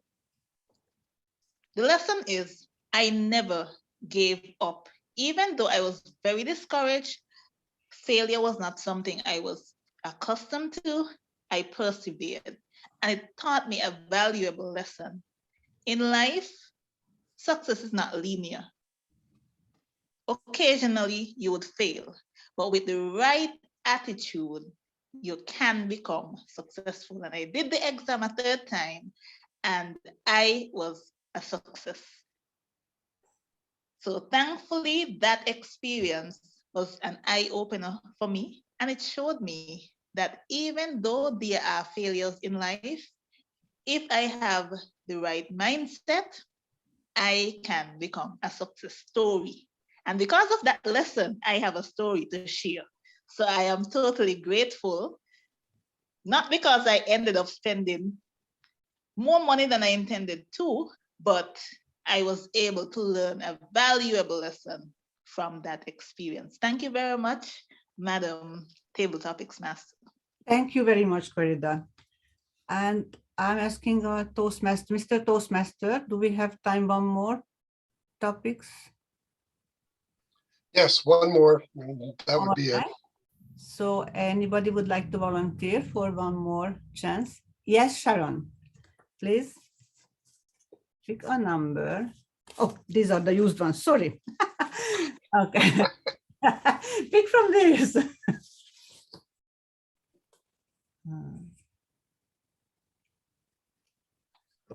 You're muted, Sharon. Thank you. Number 10, I think, is available behind number 2 there. Yes, 10 is here. Hard work beats talent when talent doesn't work hard. And Tim Knott said that. So hard work beats talent when talent doesn't work hard. Thank you, Madam Table Topics Master. When I first started Toastmasters years ago, I listened to Bob Heath, a Toastmaster at First Oakville Toastmaster, and he was talking about grinders. Grinders who play hockey, who go into the corners, who bang around for that puck, and they're just always there. And they might not be the best player, but they never give up. They're always there, and they just keep going until they get that puck out. And once they get that puck out, they can forward it to someone who can score, who is maybe a more talented forward. But they're not incognito, those grinders. They're there for a reason, because they don't mind getting their hands dirty, their stick in there, being bumped around. It makes a difference. For a team to work properly, you need all kinds of people. You need the ones who have the quick wrist to score. You need the great defense. But overall, you need some of those grinders, because that's what makes the team work as a whole. So yeah, you don't always have to be the most talented, but you need to be a grinder who never gives up. Madam Table Topics Master. Thank you very much, Sharon. Excellent. So my question is to, I don't know, Bram, will I get the votes? People should send me the vote. Actually, we're going to do a poll like we did for the speakers. All right, so let me I'm just launching it. Yeah. I just launched it right now. So please give your vote. The speakers' names are listed and their topic is in a single word summed up beside their name. And I am also, I didn't bring this up before. We did the poll for the speakers and it was shared, but I just wanted to let you know or remind everybody that Bram Amenay was voted to be the person who, well, he got the most votes, put it that way, because everybody got votes. They were a series of great speeches. At this point, I'm going to ask our timer to give possibly as succinct a timer's report as he did for the speakers, or you can get into more detail. It's up to you. Oh, I'm going to go brief. Everyone did very well. Our shortest was 140 out of 2 minutes, and our longest was 240. That's it. Okay, fair enough. And now we come to the portion of the meeting that is my personal favorite. I mean, they're all parts of all meetings are great. I love Toastmasters meetings, and it doesn't take a lot to encourage me to go and visit one. But when it comes down to it, I come to Toastmasters to try and get better. It's why I joined 20 years ago, and it's why I keep coming. So with that in mind, I'm going to take the gavel and I'm going to pass it through my camera and give it to our general evaluator, Vinod Panikkar. Thank you very much, Hud. And that gavel has become a pen over here in my hand. Good evening from Dubai, everyone, and good morning to all of you in Toronto and other parts of the world. Now, I always believe that keep the main thing the main thing. So as a general evaluator, our team is ready to give the evaluation report, and evaluation section is I think the only section which is in sync with our theme, and the evaluators were not in incognito mode today because they were listening basically. So this is where the better listening part of Toastmasters meeting starts. So the first evaluator whom I would like to call up would be evaluating Toastmaster Granny for Leadership Speaks, the education session that she had given. I would request Toastmaster Wesley Hillstorm to please be on the screen. Toastmaster Wesley. Okay, I'm putting on speaker view. Yes. Well, I am on the speaker Zoom view. master can spotlight Okay. yes. The screen is over to you. All right.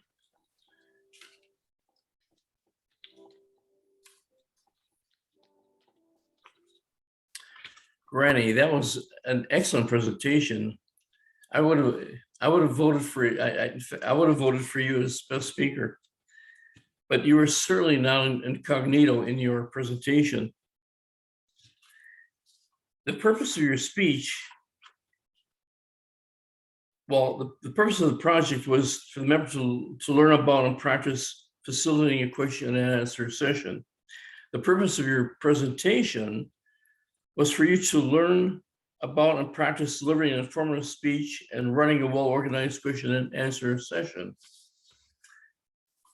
Now, your communication to me, you wanted to present yourself in a caring manner to show that you cared about others, and you exceeded that goal. You did very well on that. In terms of accomplishing the purpose of your speech, as the term goes, they say you knocked it out of the ballpark. Very well done. You gave statistics. Your presence was very commanding. We knew from the outset you had something to say, and you presented it very well. Your speech was very well prepared, excellently prepared. You knew your material, and you knew how to present it in an organized fashion. Your projection was excellent. You excelled at sharing you excelled at showing that you cared. From the moment you started to the time you ended your presentation and throughout your question and answer session, you exuded that you cared about people. You cared about what we have to say. In terms of wanting to work on and challenge yourself, I really could not think of anything that I could offer. You were very clear, very well done vocal variety. Eye contact was very good. Gestures very well done.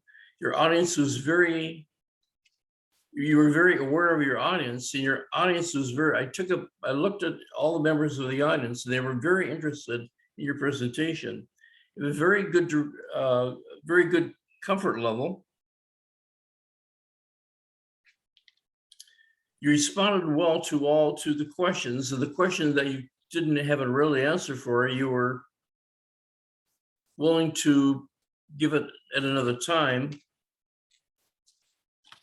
And you managed your time very well throughout the not only through the presentation, but through the question and answer session as well.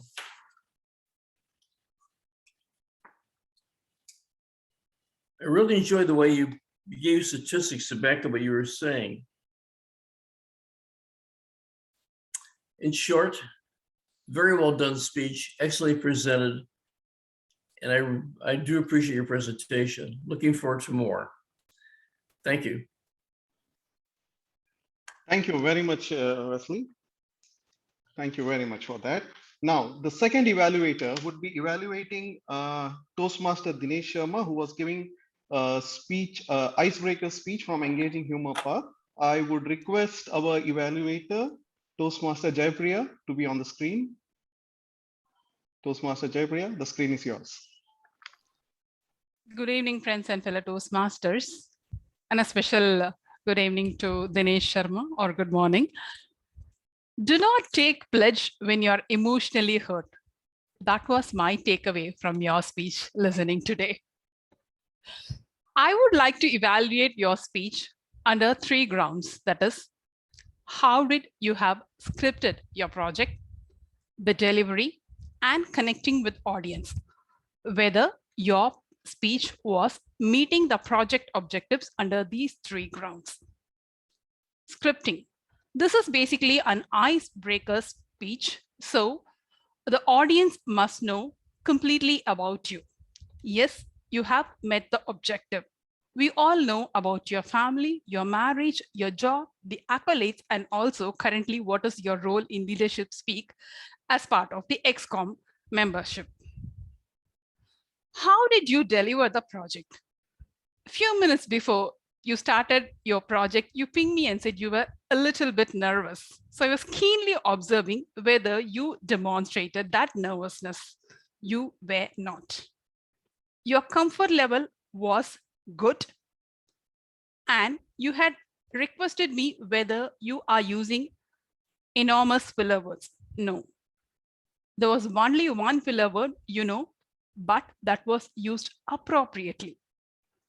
You had positioned yourself very well, and with respect to your previous evaluations, the lighting was not appropriate, was given to you. That was also taken care. So when we were listening to your project speech, your comfort level was good, no sign of nervousness, and you had positioned yourself. Coming to the main strength, that is connecting with audience with respect to humor. This is your strength. Most of the time, what happens when people choose to deliver a humorous project, the story will be on one side and the humor will be on another side. They will try to fit in the humor into the main story, but that will not fit in. However, today, you had delivered and scripted the speech in a way that the humor was along with your speech. The character's introduction and the humor was getting transition smoothly. It was not acting as like extra fitting of your humor to the mainstream of the speech. So that is your main strength. What are the recommendations I can suggest to challenge yourself? I would request you to watch the recording of the speech so that you can connect well with the recommendations I'm giving you. When you were delivering the speech, in one place, you were sounding very confident. That is, do not take pledge when you are emotionally hurt. You're talking about your wife. That moment, you were very confident that people are going to laugh at my joke, and you were connecting with them. Your eye contact was straight. However, in some places, you lowered. You were looking into the keyboard. There, I was not able to connect well with you with respect to the other humor part and other speech phrase when you were delivering. And the next thing is chair. You were slightly swinging. When you were swinging, again, I lost the context. So these are the two keen recommendations I would like to give you so that you can incorporate. When you are listening to your recording of the speech, you will be able to see how confident you were when you were mocking about your wife and how you lowered your eyes and the swinging of the chair was slightly deviating. So overall, I would say I love the way you had delivered and like the humor. And I'm sure like everybody enjoyed the humor in your speech.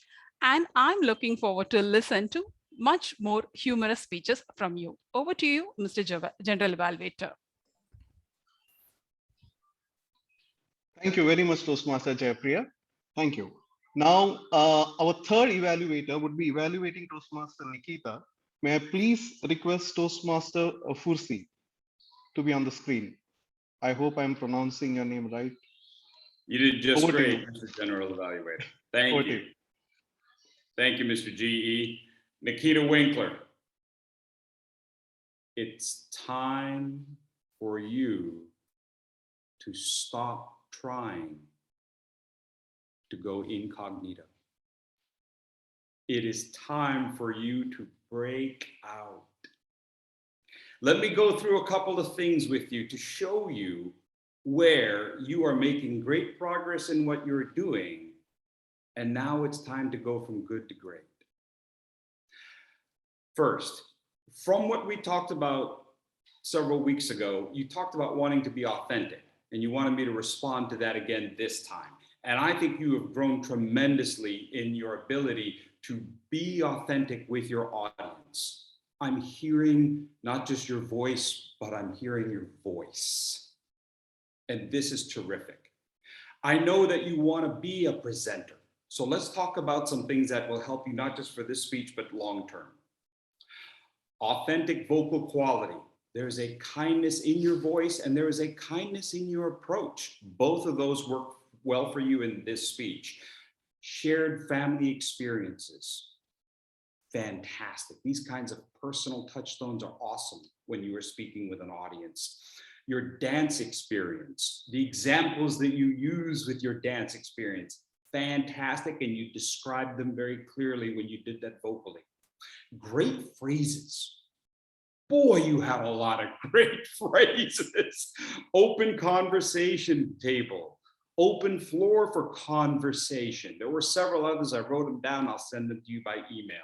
There was one little word that I want you to reconsider, and you used it twice. You said to have them doing it subliminally. I think maybe a better word would be cognitively, where they are metacognitive in the way that they are using their approach and the way that they're dancing. I think that's going to be a better word for you. Now, here's the key thing. I want you to play to your strengths. I really believe that in this speech, you kind of shackled yourself a little bit on things that I think you're going to be dynamite at. Let's take, for example, gestures. You're standing and you're kind of keeping your hands here, and it's all very proper. Lady, you got a dance background. Hit it. Use your gestures. Get your arms out. When you're talking about there's the one and then there's the many, use your hands, describe it. You know what I mean? There's one, there's many, there's moving around. Go ahead. That's what you're great at. That's what your training is in. Hit it. Style. I know you are someone of style. Don't blur out your background. Create something there that works for you. I realize that right now you may not have the background that you want, but get some lighting going. I just put my lighting on. Otherwise, I turned off the main lighting. You can do this as well, because I remember in your last one, you had fabulous things going on. Let this become part of your personality. Bring that to your audience. Last, the themes of the speech. You had some great, great messages towards the second half of your speech. Use those as the main themes, the thread in which you couch the meaning. Look at your title. Too many words, one or two words, and you're very good at words. Use those as your title. Thank you, Nikita. It's time to go from good to great. You're awesome. Thank you. Back to you, Mr. General Evaluator. Thank you very much, Toastmaster Fursi. Now, our fourth evaluator would be Toastmaster Mary Lou, who would be evaluating Ditian Brown. Mary? Yes, the screen is all yours. Thank you, Mr. General Evaluator. Bram, thank you for the opportunity for evaluating you today. It says the world speaks to you. So the fact that you asked me to be your evaluator on don't dare to be busy, that's something that spoke to me quite eloquently, because that's one of the things that I'm working on right now. Not multitasking, just being in the moment. So this was perfect. I loved your speech. I loved your definitions, your examples of, not being busy as being a badge of success, and just the connectivity that comes with just being in the moment and listening and being with the person that you're with. That is a true sign of success. You're actually taking the time to be with a person, listening, and if you listen, you can actually get things done. So that was outstanding. The area that I would say that, if you wanted to work on something was, hey, technology is great, but as you can see, devices all over the place, but you handle it with a charm. Your expletive was just dead on. You were just perfect. So that was good. The use of your hands, I found, and I'll explain. If you see, it was kind of like this, like you're too close to the camera, and it was a little bit distracting for me, but that's just how I found it. The only other thing I would suggest, because I also is part of my repertoire, is that you speak really quickly. And I know with everything that you wanted to explain, if you just paused when you made your point, it would be a little bit, gives the audience a little bit more chance to just, yeah, I got it. Listen, listen, listen, because you had so many great points. And quite honestly, I wrote them down. Be less busy. And it's a mindset, and it's true. You just really need to concentrate on being less busy and being in the moment. So thank you very much for this opportunity and great speech. Back to you, Mr. General Evaluator. Thank you. Thank you very much, Toastmaster Mary. May I please call upon the timer to give the report for the evaluation timing? As usual, I'd be pleased and glad to. I'm going to give the specific times. 3 minutes, of course, is a recommended high. And this is an area I don't mind people going a little bit over because they're so important. Leslie at 3:30, Japriya at 3:59, Fercy at 3:30, and Mary Lou at 2:25. Good job, everyone. Thank you, Ron. Thank you very much. And the poll was up. I hope you all have voted for the best evaluator also. Just wait for 3 seconds more. 1, 2, 3, done. Okay, thank you. Now it's time for someone who took up the role impromptuli and gracefully accepted the role of the grammarian. May I please request Toastmaster David to give the grammarian report. Thank you, Mr. General Evaluator, fellow Toastmasters. Well, when Bud sort of volunteered me for the position, I wasn't sure what I was letting myself in for. And let's get the so-called negative stuff out of the road to start with. I didn't notice a lot of noise words or ums and ahs. I did notice a few people starting in one direction and then possibly changing a little bit of direction sometimes, but I didn't notice a lot of ums, ahs, buzzwords, noise words. In terms of good use of language, well, as I say, Nazim kicked it off by volunteering incognito, although I don't think he knew that was going to be the word of the day. But I noticed lots of good words of the day. First speaker, mentoring, the magic of mastering success. I didn't write them down, but Dinesh had a lot of what I call surprise twists. I was impressed with all of our speakers who used a lot of rhetorical questions and a lot of shared personal stories. Now, other good words that I picked up, and this is just kind of a smattering. because it's been mentioned before, subliminally, reflection, reframing, collaboration, all good words. Brahm talked about the virtual water cooler, a badge of honor. He added incognito to his slides. That's clearly an indication of somebody that's very much in command of the language. He also talked about congruent, and I think that was mentioned as well. I was just tremendously impressed with what everybody did. And I wrote down, well, I didn't write down a number of words, and I didn't keep track in table topics deliberately because I figure I'm already over time. So I'm going to stop at this point, but I was impressed with the languaging. So thank you for having me here, and thank you for giving me this particular job. Back to you, Mr. General Evaluator. Thank you very much, Toastmaster David, and thank you to all my team evaluator as well as the timer. It's time for my report now. So I will be presenting my report as a general evaluator.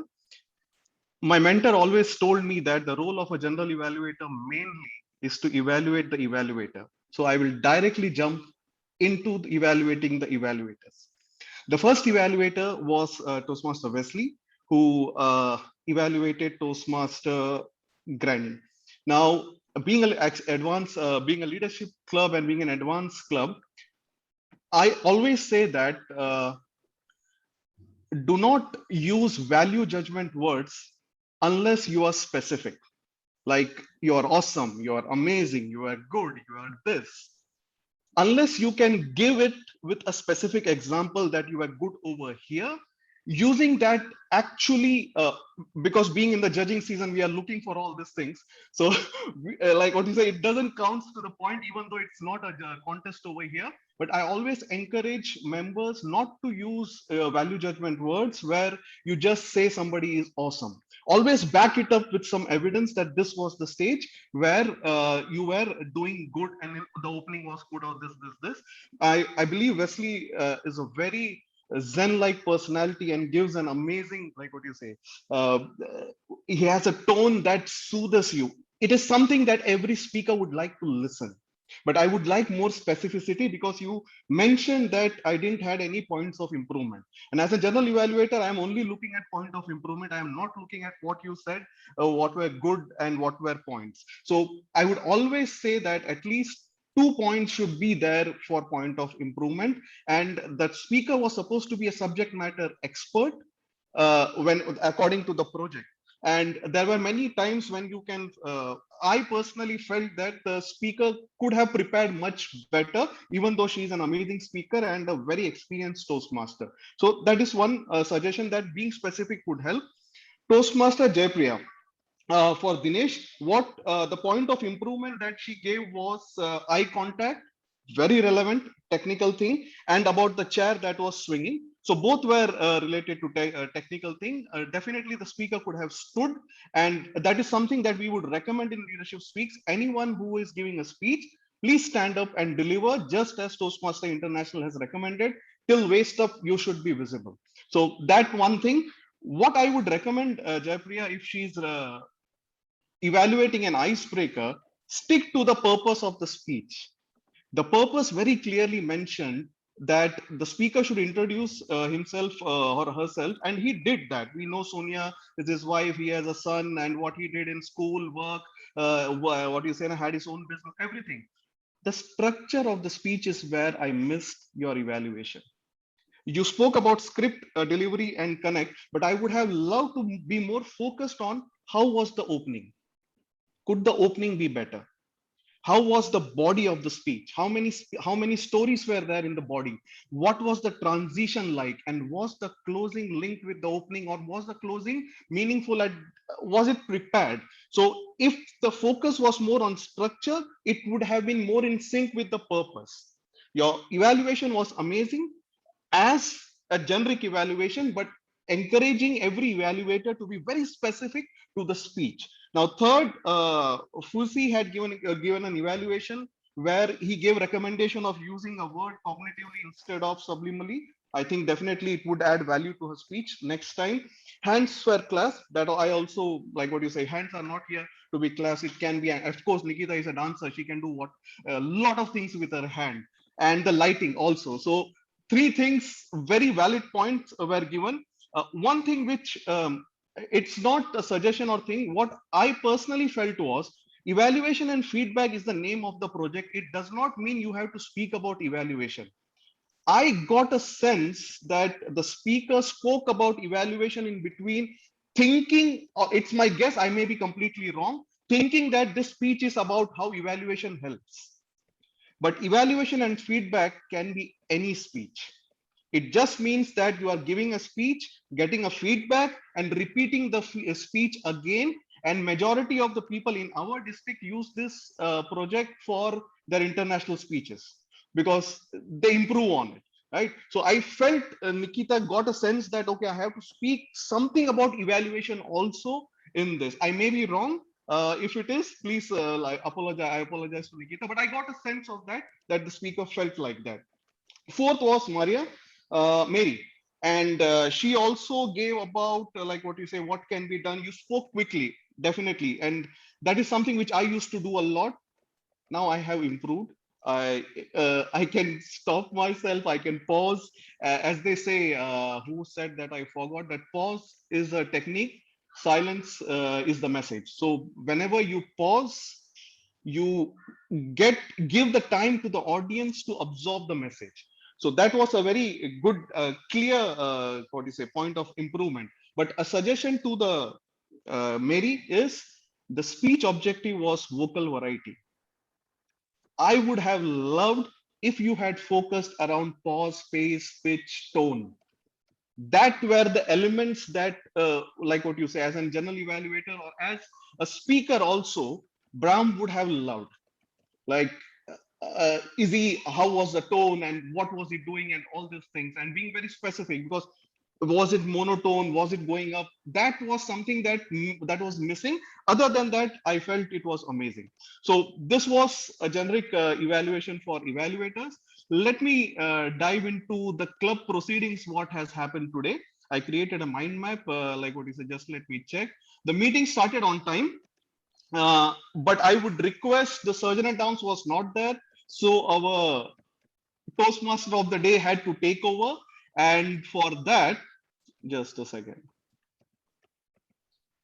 Yes, so our Toastmaster of the day came, he introduced, he requested the guests, David, Stephanie, Ursula, Mary Lou, who will be becoming a member in 5 days.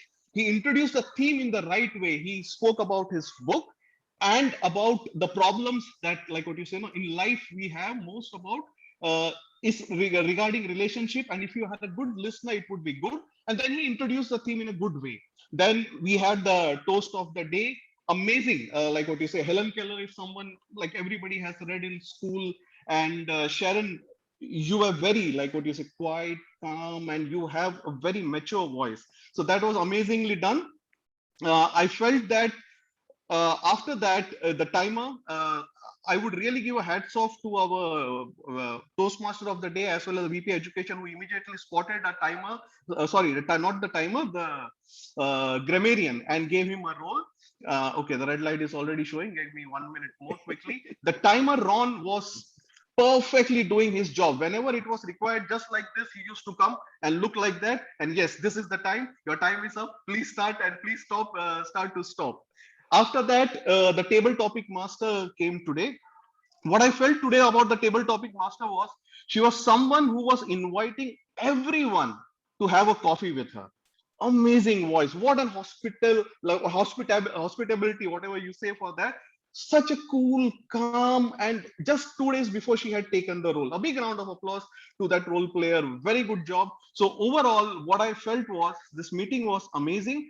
I would like to recommend a general recommendation quickly about the meetings. What we can do is what Braham had said, plan, prepare, practice. I would like to see more practice in the speeches also in the part 1, not only in the evaluation section, but also in part 1, right? Our quality of evaluation is good, but preparing and presenting in speeches would be something which I like. A normal suggestion which I have seen in advanced club is you can do evaluation for table topics. If possible, let's try that for the next. Overall, this meeting number 8 has been amazing due to the preparedness of all the role players. Thank you very much for this role, and over to you. I will hand over my pen back to you, Toastmaster Head.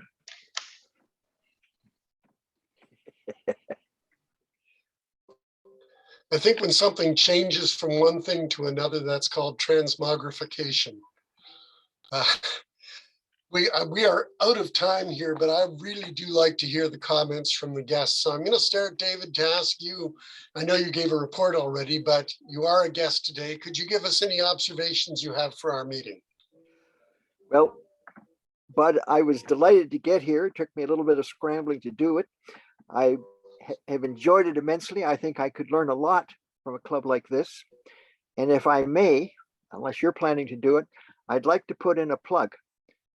I'm presenting at the District 86 conference.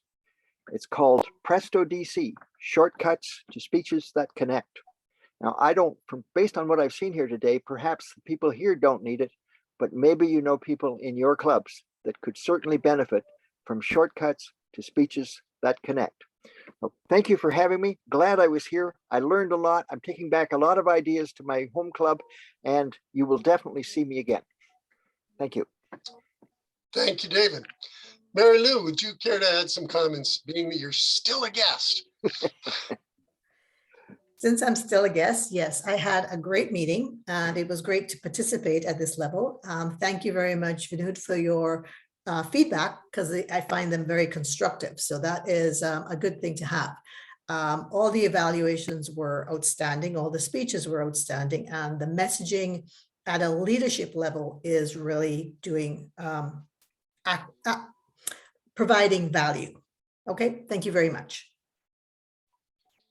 And thank you. And last, we have one other guest who's identified, anyway, self-identified, and that is Yvonne. Can I ask you for any comments that you have to share with us? I enjoy the meetings, and I usually like to listen to the reports, your evaluations, and whatever else. So fantastic. Once I'm available, I will tune in on Saturdays. Thank you very much for having me. Fantastic. Thank you very much.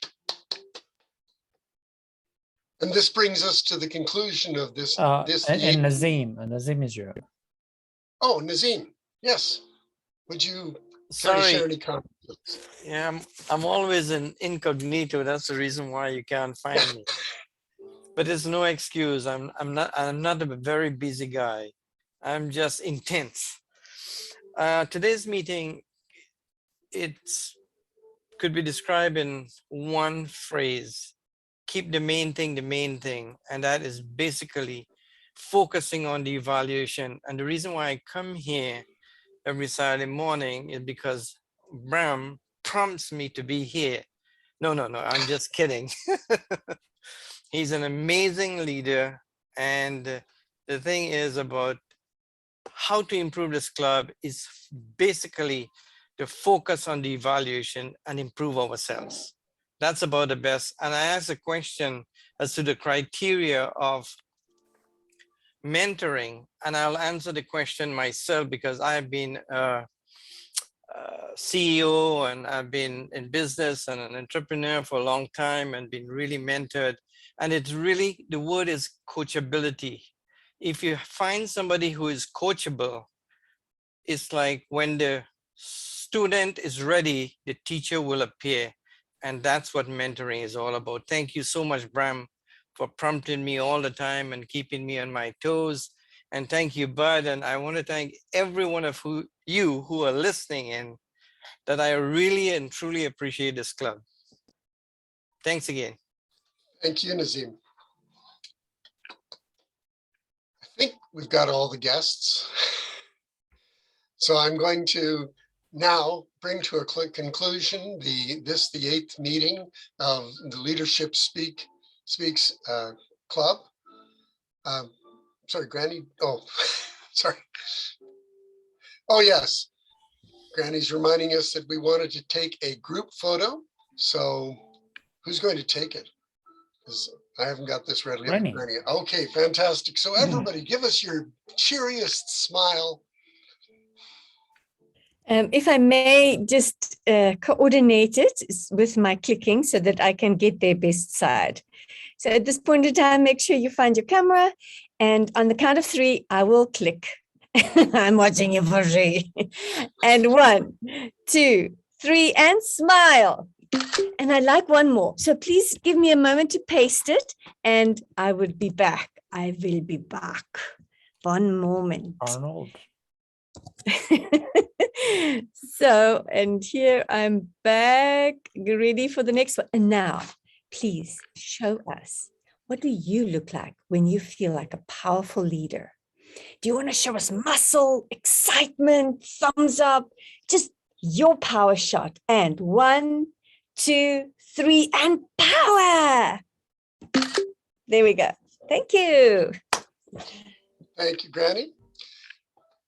And again, bring to a conclusion of this meeting and remind all of you, when you go out there today and someone is talking to you, listen.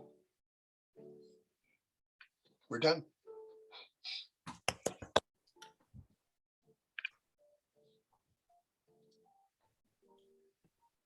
Well done, everyone. That was fun. Awesome. I have a question. Yeah. Yeah, Anybody, by the way, wants their exact time, just throw it in chat. I'll give you the exact time. So You have to stay Thank on. you, Ron. okay. Appreciate it. I'm just curious as to what I might have done wrong, because some time ago I signed up to be the table topics master for this meeting, and I was recognized by a member who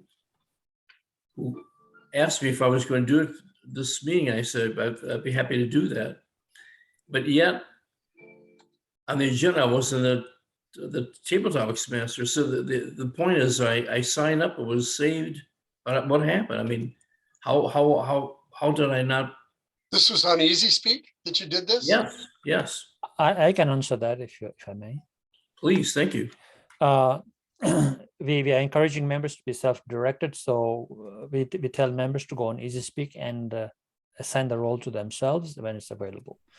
So that's what you ought to do, or connect with the VP of Education if you're not able to. So the VP of Education, what happened is, in between, the VP of Education changed hands, Wesley, from Kimberly to Bud. So it may have got dropped there, or perhaps you didn't contact the VP of Education. I don't know.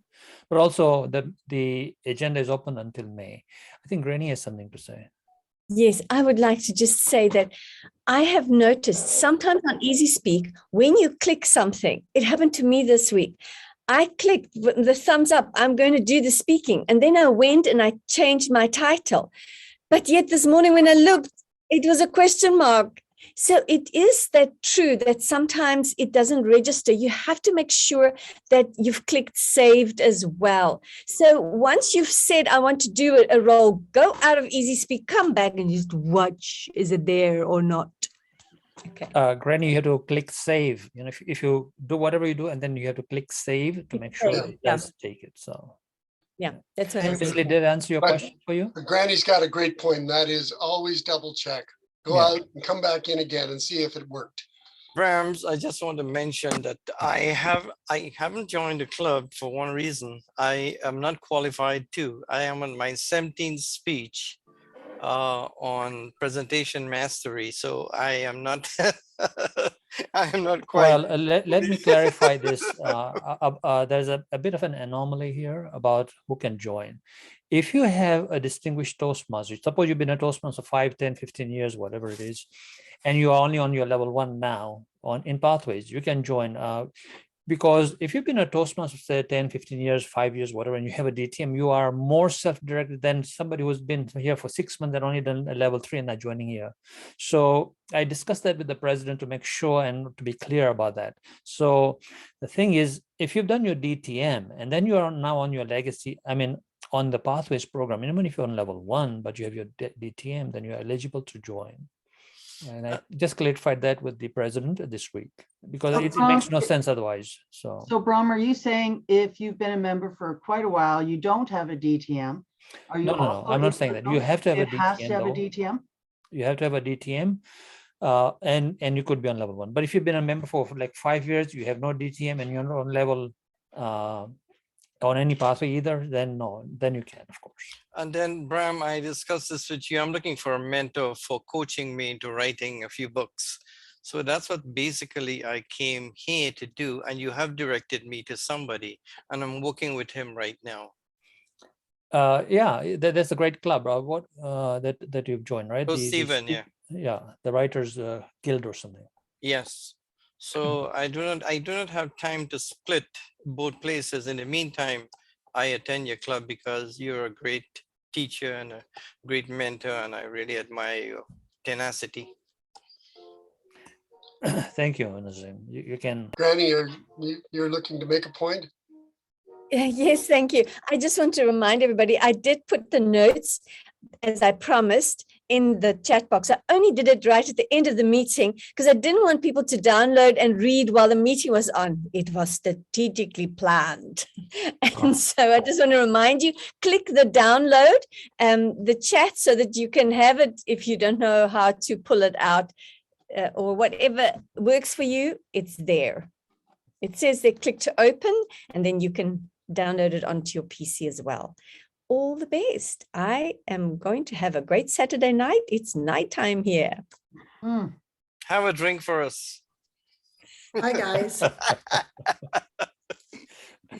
Bye, folks, and thanks again. All right. Everyone. Bye, everyone. Take care, guys. I'll close this meeting now.